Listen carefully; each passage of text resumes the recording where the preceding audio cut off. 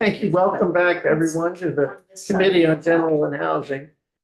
It is still January 7th, Wednesday, and we are continuing with an initial set of hearings which will go for this week and into next week that are addressing the question of, with respect to housing, what of our legislation is working, what is not working, and what should we change? And our witness this afternoon is Moreau Weinberger, from executive chairperson from Let's Build Homes. And Moreau, we do have time, but we do have a hard stop for the governor's address, but Understood. we have plenty of time.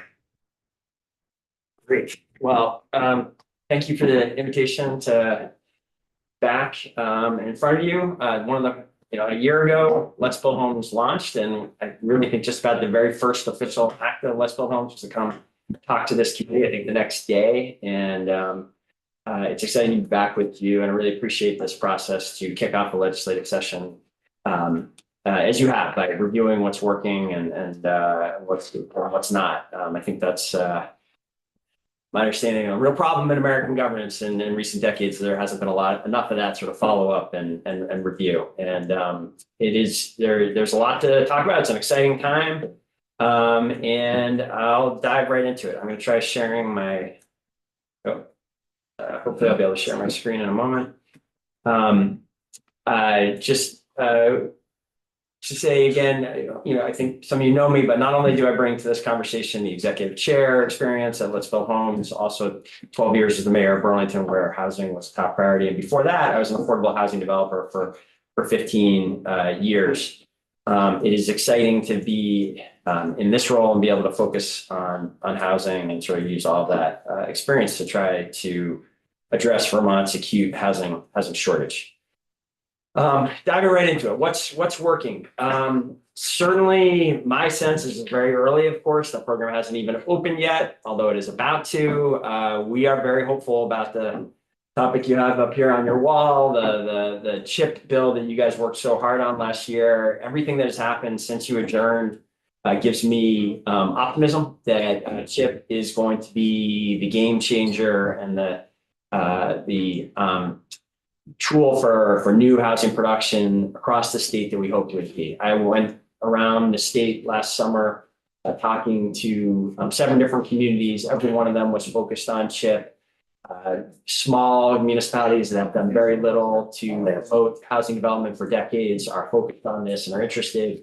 You will see when the program officially opens, I think later this month, exactly how strong the interest is. But every week I have conversations with municipalities and builders that are exploring working with this new tool. So I'm very hopeful that this is going to have a big impact. We're having a hearing on, yes, I won't. Are you going to be there? I will. And so I will move off this quickly. Before moving off it, I want to just say No, I just wanted to know if you guys were going to be testing. Yeah, I'll be back on Friday. Okay. I want to applaud the work that BEPC and legislators did after adjournment to get this program to the point where it can open this month. I think it really, in many ways, the process was a model of how to do right, thoughtful guidelines, but do so quickly. There was a lot of urgency in the process. People met throughout the summer, just about every Wednesday morning. And we're, in general, think it's a very strong set of guidelines that has been issue. We'll get into this further on Friday. I do just want to flag at the start that there is one implementation concern we do have that, hopefully will not need to be a legislative issue. It will be something that will be possible to work out through the VFC process. But it is, as of right now, unclear how for sale projects will be able to use the tool because of some of and be in compliance with the guidelines. It gets pretty weedy pretty quickly. I don't think probably what we want to do now. Maybe we'll talk more about it on Friday. I think you guys should be proud of Act 181. Big bill, did a lot of different things. I think my sense increasingly now that we're almost 2 years into the implementation of Act 181, is that perhaps the most significant part of the bill is that for the first time in 50 years, first time since Act 250 was created, there is now a consensus that is a real legal mapped consensus, or will soon be mapped. Some of the counties are starting to, some of the RPCs are starting to produce their maps, others are a little further behind, but we will soon have a statewide future land use map for the first time, really has consensus about where we, as Vermonters, agree, or more or less agree at least, that more homes are needed. We are generally pleased with how the RPCs are mapping these potential tier 1 eligible communities. Tier 1, of course, that's the tier where we want housing growth. We think most of the maps will do a pretty good job, or pretty good first cut, at least let's call it, of mapping these areas. There are implementation concerns we have about that. I know last year, and I understood the decision last year not to reopen Act 181 in any way. I think it would be a mistake to go another year without some review of these implementation issues. And I don't think that should be seen as a problem with the original bill. Any landmark major bill like 181, I think almost inevitably there'll be some details that need to be reviewed and iterated, modified over time. I think it's time to do that with some of the Act 181 details. Specifically, we do have concerns from a housing perspective about what the tier 3 regulation will mean for future rural housing and even existing rural housing. I think there's some concern that the new Act 250 requirements for tier 3 areas can make it difficult for existing homeowners to expand their homes or make modifications to their homes, or address septic issues at their homes. And that is a concern for Let's Build Homes if we see an erosion of rural housing. Another concern with 181 that I think is worthy of your attention is that whereas we're generally pleased with the tier 1 mapping, the tier 1 eligible mapping, a significant number of municipalities are not opting to take advantage of this new tier 1 eligibility.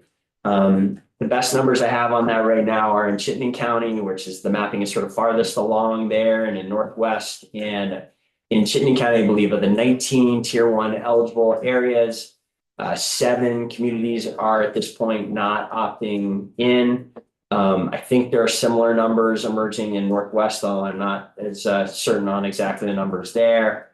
And then within just tier 1A, specifically, there's sort of an interesting concern that I think could be addressed in a number of ways, but does need to be addressed, which is that the late addition to the legislation that tier 1A areas are responsible for the enforcement of existing Act 250 permits is causing some real heartburn from potential tier 1A communities about what that means. It's pretty ambiguous and unclear what that would mean, what would be expected of them, how you would enforce these old permit conditions when the whole thrust of Act 181 is to have the local regulations take over in these areas. So there's some questions there that I think could be addressed, and I am concerned that there will be negative impact on the early years of Act 181 if it's not addressed this session. Well, a question for you. There's been discussion about the wisdom of the opt-in versus opt-out. Do you think it would make any difference? In other words, if a town, one of the things I wondered, if towns don't want in and are choosing not to opt in, if we change the rule to opt out, would they just opt out? I think there's a good chance that many of them would. I do think those choice architecture decisions matter. I think it sort of changes the presumption and puts sort of the burden on the people who don't think the town should be taking this pro-home step to make the public case for why they do so. We supported last year that concept, and we would support that again. I don't know, honestly, how big a difference it would make. So To address everything I've just quickly tried to raise here, I do think the legislature should reopen and look at these issues. We support the rural caucus bill that essentially calls for that and has some specific notice and extension provisions for the tier 3 implementation. And then we also think this root zones concept we're excited to talk to you about today could be a partial solution to bullets 2 and 3 there as well. I'll say more about that in a moment. Very quickly, I think Vermont should be proud. You should be proud of the new, some of them are not so new, but the Vermont specific housing funding programs.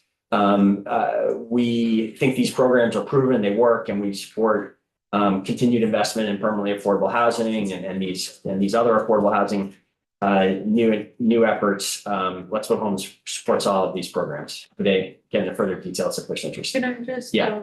Is there a way that you could share this presentation with, so we can post it online, so other, okay. Yes, we absolutely will. And sorry, we haven't done that already. No, that's fine, thanks, I just had heard that, yeah. We will be sharing this, and I'm going to share another document with you in the follow-up today, which has more detail on this root zones concept. Thank you. This is not an updated chart. This is the chart from the 2020. Sorry, I think I have that mislabeled. I apologize. This is the 2024 housing needs assessment, which dealt with years 2025 through 2029. And this is the chart from that. So this is like a chart that came out in the last half of 2024. I think those 2024 numbers have been updated. The 2025 numbers are not in there yet. No one has them quite yet.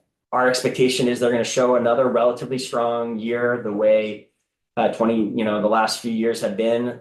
Certainly an uptick from what was happening in the early 2010s, but well below the formal goals laid out in this needs assessment. And I think that chart alone, I think, creates the argument for continued focus in this area and continued action. What should the legislature do on this in 2026? And here, it's such an exciting time for housing reform. There's so much legislative activity happening across the country.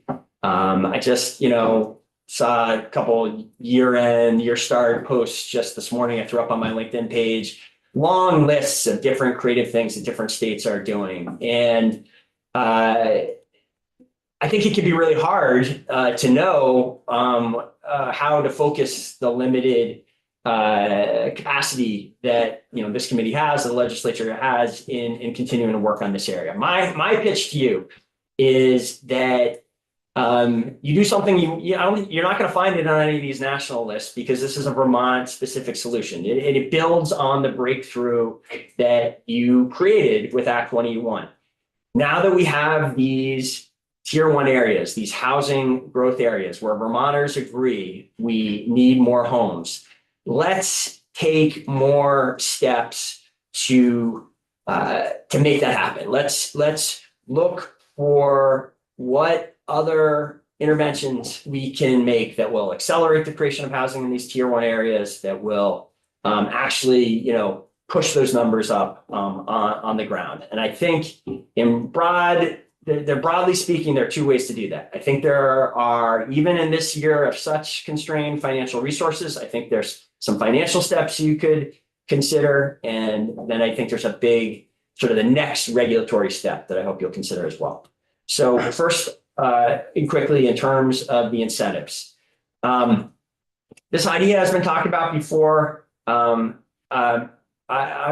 proposing it again, but in a more focused way than in before. Let's waive sales tax on new construction for housing in the tier 1 areas. So not statewide, just in the 3% of the land area or so of the state that is in tier 1.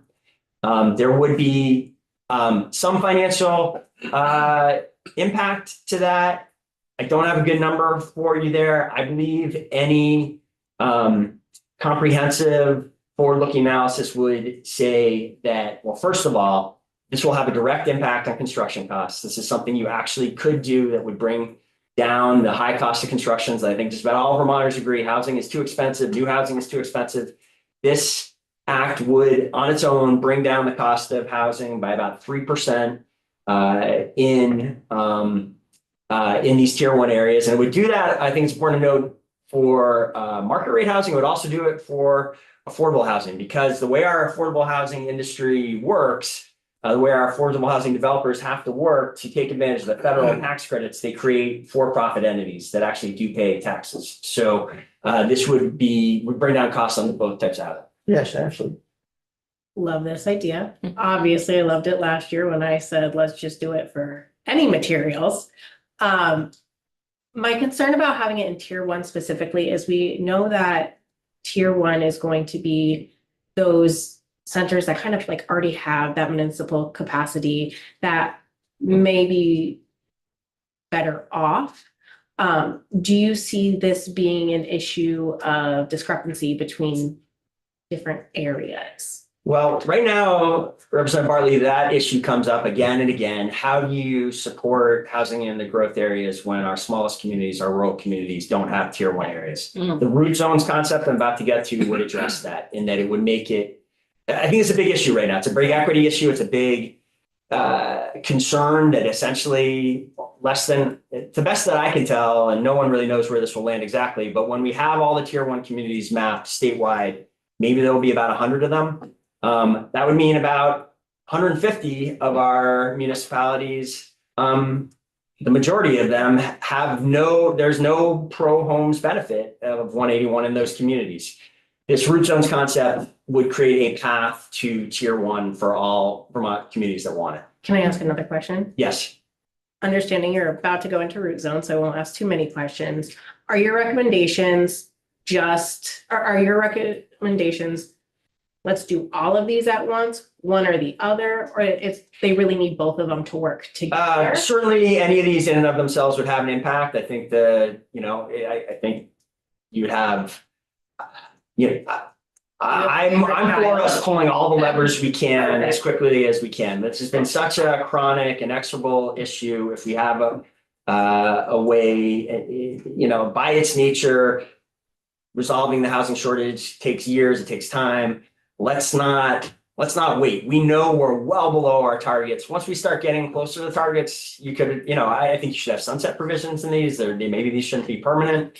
But when we know that for the foreseeable future, we are going to be well below these targets, why not pull them off would be my perspective. You want to take a 1 minute and tell the committee what the downtown and village tax credits are? Yeah, popular program, been around for, 20 years. Vermont Historic Preservation Trust was a big champion of this.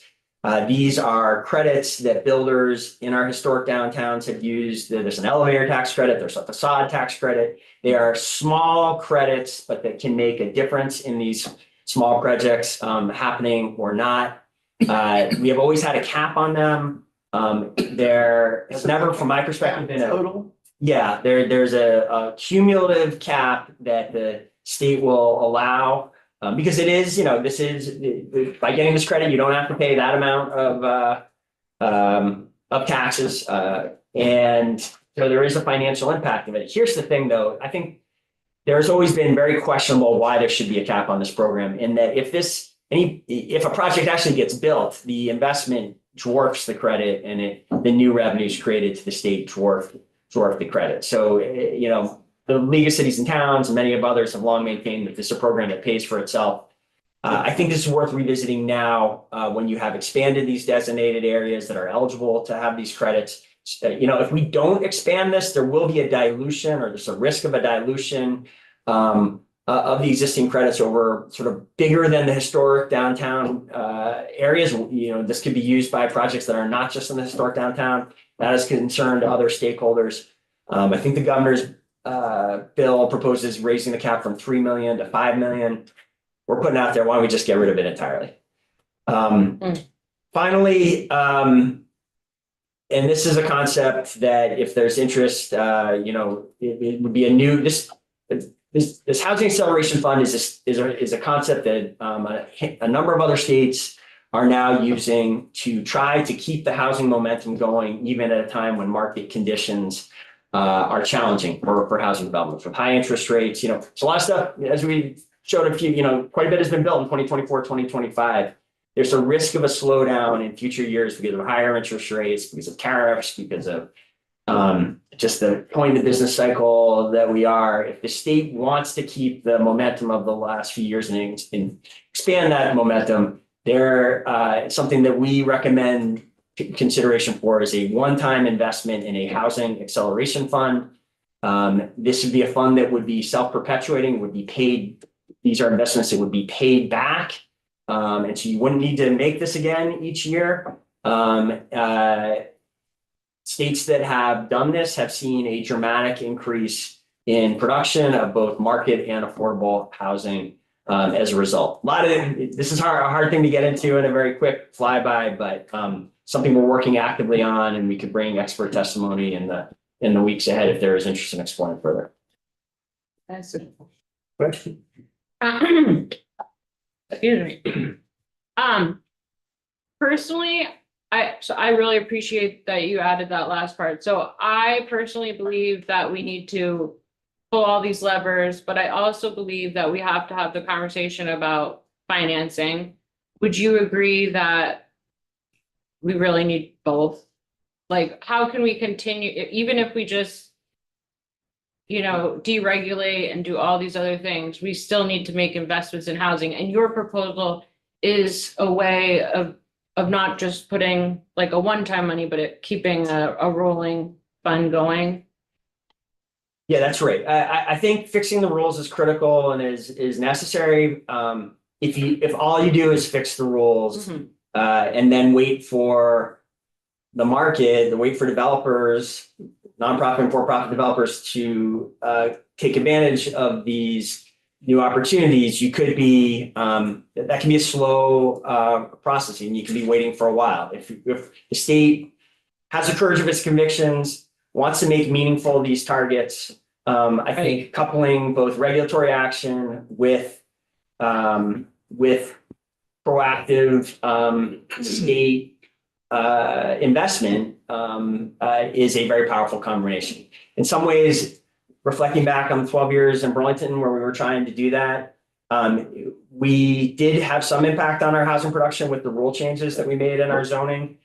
It was where more than half of the homes, the 2,000 homes that got built during the time that I was mayor, which was a big increase from prior times. More than half of those were from units from projects where essentially the municipal government was a partner making infrastructure investments, making financial investments in parks alongside the private investment. And I do think if you're serious about accelerating this, about having results in a time period that makes a difference to your constituents, you got to do both.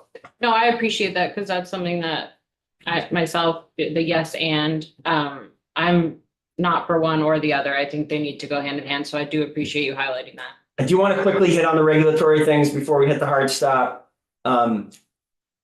This is also a conversation of sort, of course, but We just lost our, oh Oh, we're back. Back. Okay, great.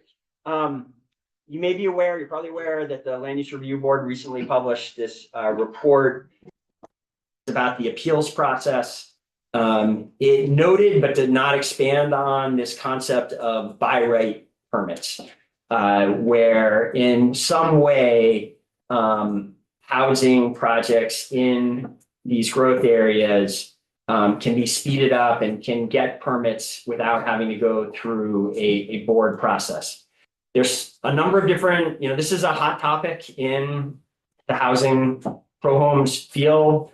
There are definitely, I'm aware of other proposals to essentially do this. I think in some ways the governor's 802 homes program is in a sense a way to create by right housing for certain prototypes of homes. I know I've heard other talk, although not specifically about certain mandates that maybe the state could do that would just say that sort of would trump local zoning in some way and say this type of housing is now legal. I think we should explore those, and I'm not necessarily, I'm generally probably supportive of those. I do get concerned when I hear that. To me, in a way, I worry that what those efforts will face is the same problems that like ADU reform faced in the 1990s. The state said in the 1990s, ADUs should be legal.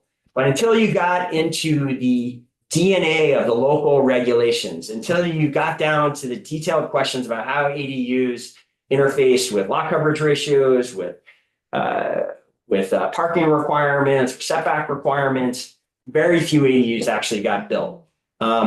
What we are proposing with root zones is not hard, is hard. It is not something that it will take real effort, but it is a comprehensive way to actually, in a meaningful way, create this buy rate housing. And, in my 2 remaining minutes, just, we're gonna leave you with a handout on this that goes into more detail, but essentially the way this would work, the big steps of it would be the state would create a model code. Lots of precedent for model code. Oregon put forward a new model code, statewide code last year. A lot of interest in this. There's a need for these model codes because most communities have very old, out-of-date zoning. This model code, what would make this model code differently than some of the others is that it would only have clear and objective standards. It would only have rules that you could say yes or no, are the rules being met?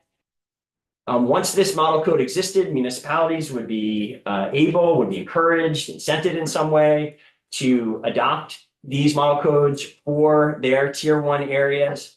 The state would then review and confirm that they had done that in a way that meets the state's housing goals. And then here's sort of the magic of it. If once all that happens, and that would all be very democratic, the public would, be invited during this local rulemaking process, zoning setting process to come in and give testimony, to weigh in. But once the policy has been set, a project would come forward and apply for a permit. Getting a permit, instead of this months or years long process that can be involved in getting a discretionary zoning permit now, the permit becomes a question of a zoning administrator going through a list of questions and checking whether or not checkboxes, essentially, whether or not the rules have been met. If a project is in compliance with these clear and objective rules, a certificate of compliance is issued. And that is all the builder then needs to go and build these homes. That would not be a new discretionary government opinion that is subject to appeal. The democracy and the planning all happens up front, and we are not relitigating literally housing policy on a project by project basis the way we so often do now. And I will say that tour I mentioned last summer going around the state, almost every community brought up recent problematic appeals that this is a very live issue in Vermont right now. So.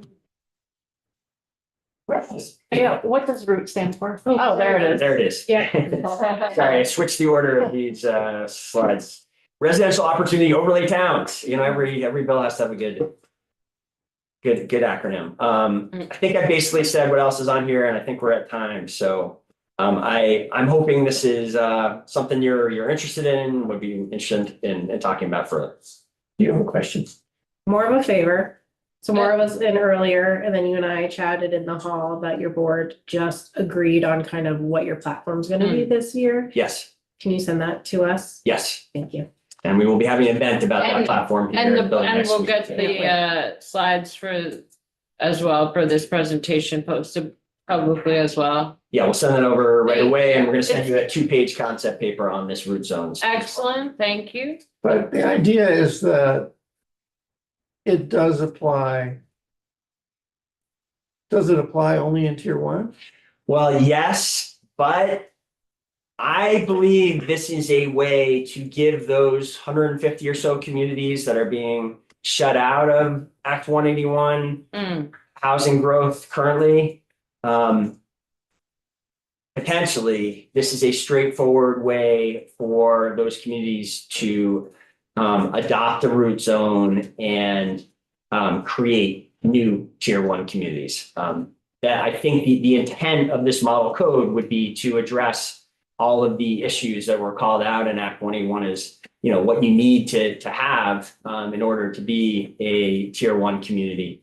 And the intent here is to make this available to even our smallest communities. And I will tell you, in parallel to this legislative conversation, we are starting to talk with municipalities of different sizes to confirm that this would be of interest and possible for them to consider. And I don't have a lot of results from that yet, but over the course of the legislative session, if this gets further investigation, we will be able to bring municipalities that we're working with in to speak to that directly.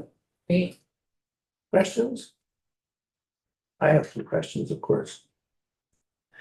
So is your thought, you mentioned the Governor's 802 program, which, as I remember, is an effort to create kind of a certain number of vernacular housing types, Yeah. sort of Vermont housing types. Is your idea that this code would contain either such housing types or features that if they were included that way, then they, that would be that?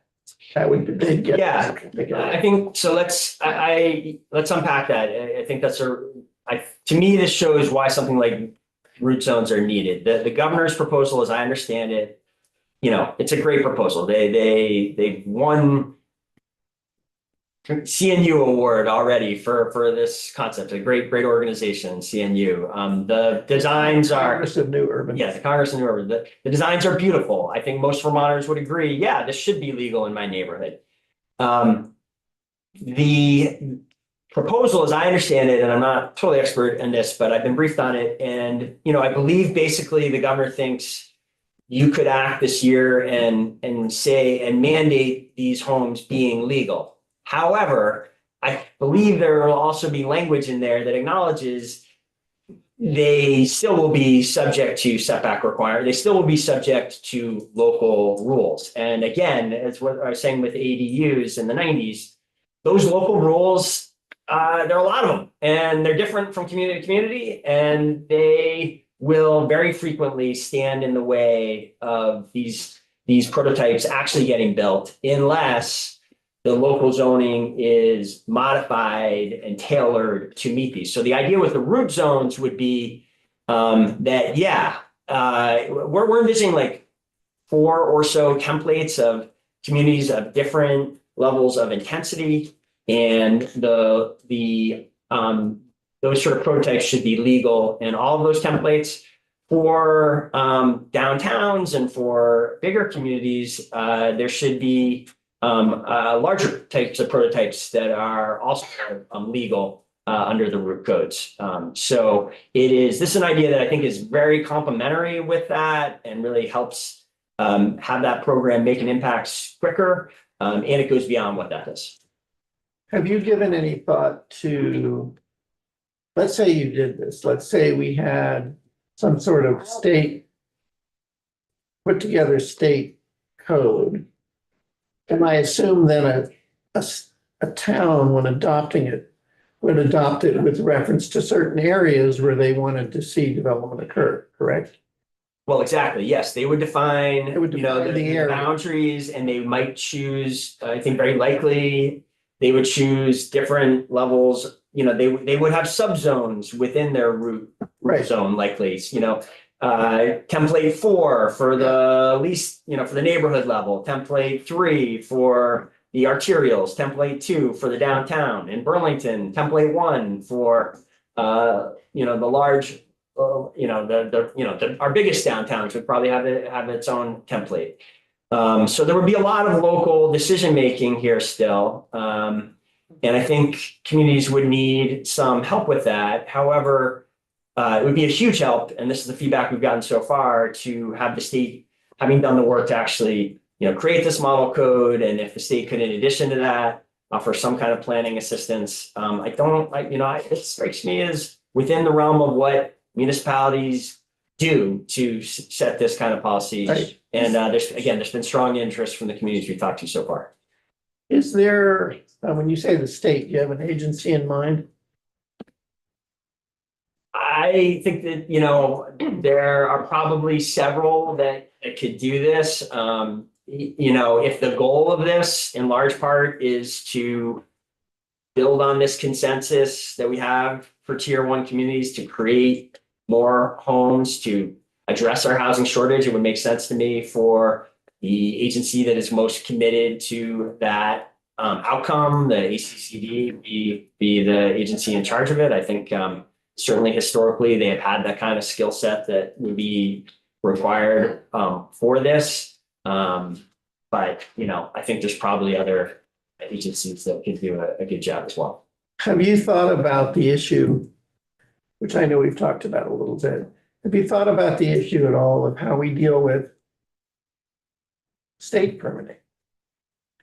Well, yeah, Wetlands, and, you know, all the permits that are issued by A&R, et cetera, how we would integrate that into this process.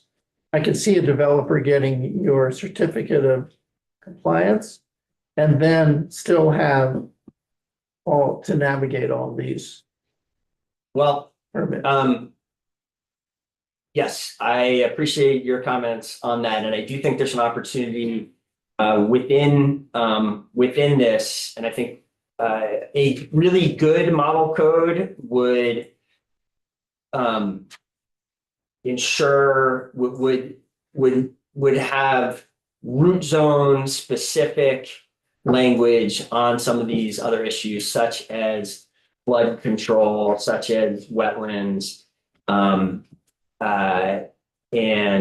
historic preservation, and maybe a few others. And I think there's an opportunity to by doing it that way, ensure that in these areas where we are prioritizing housing, we get that balance between these different critical state values right. And I think that there's there'd be some rationale for these tier 1 areas having their own clear set of rules, as you know, in a way like the governor has proposed. And I know maybe I get the sense there's some controversy in this building over this, but you know, what he is saying, as I understand it, with this wetlands executive order, is that we should think of wetlands differently in the designated areas than we do in the rest of the state, because in the designated areas, housing is our priority. I think there's the possibility of that kind of thinking in some other areas as well. And so that could, and I think should be part of this model code. Yes, you have a question? I do, I've got a couple of pretty simple questions. Did you say, It's time for us. yeah, we have to be on the floor in 3 minutes. It's- It's a simple question. Yes. I promise. Did you say you based this route proposal on things that are already in place in other states? I was making the point that there are model codes in other states. I was just saying that there's lots of precedent for this, and this may have some similarities with those. This would be an organic Vermont specific Vermont model code. And I think there's an exciting opportunity to ensure that the code captures what we love about historic Vermont settlements and really make sure that those sort of historic New England settlement patterns are baked into this code. Thank you so much. I'm really glad you came. See you again, I'm sure. Friday. And we'll.